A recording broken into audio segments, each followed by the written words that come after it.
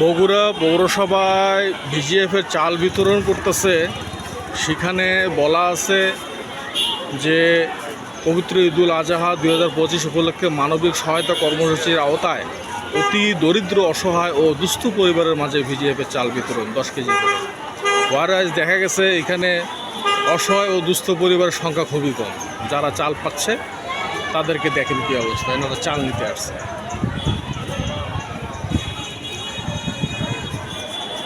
এই হলো আমাদের দেশের পরিস্থিতি। আমরা যা দেখি, এরা সাধারণ দুস্থ পরিবার, এরা কি?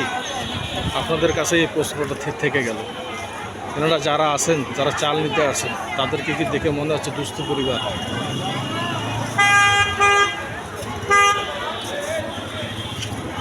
এই প্রশ্নটা আপনাদের কাছে আমার থেকে গেল।